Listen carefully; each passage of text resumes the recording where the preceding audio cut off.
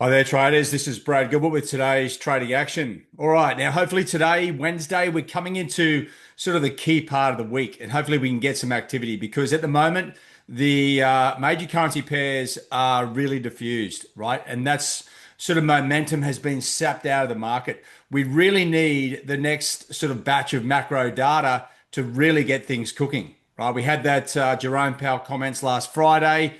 Got the dollar falling very quickly. It's recovered. Now what? Right? That's where the data comes into play. So let's just have a quick look at what's coming out. There's not a huge amount, right? The Aussie CPI numbers. This is like the monthly indicator that the RBA sort of made up. It's not as big as the quarterly number, but you know what? It's the only thing we've got to work with. So Aussie and Aussie crosses definitely through the Australasian session, worth having a look at. German GfK consumer climate numbers. Now, this is a respected number. It's like probably tier two, tier three. It's not going to jam everything around the place, but it can give us, you know, some life potentially. And for those traders trading the CAD or oil, check out the crude oil inventories later on in that North American session. Now, the live signals, we're not getting any joy here either, right? And it's makes sense because there's no momentum in the market. So at the moment, we have a lot of pairs sort of lining up here with very clear direction, but the signals not matching up with the opportunities, right? So just be patient. You know, for those traders who have been around a while, we know the markets can go into a sort of crawl into a hole, right? But then all of a sudden, all it takes is one event and that will change everything.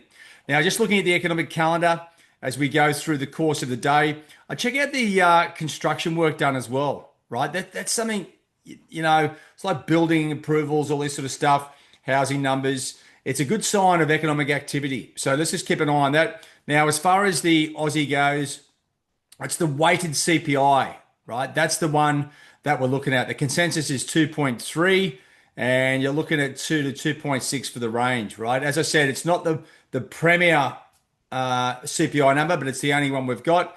And then you got the GfK consumer sentiment numbers, minus 22, and a pretty tight range there, minus 23 to minus 20.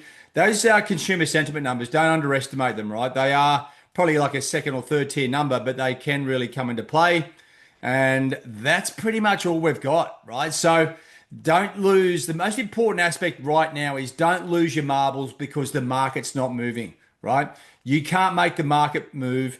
The best thing you can do is draw your trend lines, see what's going on, double check the trends, everything's in place. We are waiting for the takeoff, right? And that's where the economic numbers come in. And, you know, it's just a matter of sort of being vigilant, making sure you don't put stupid trades on just for the hell of it, right? And you know what? If you're sort of getting a little bit restless, just scroll through the calendar over the next couple of days and start really looking around, finding some better numbers, some numbers that can really impact. The capital expenditure numbers in Australia are big time numbers.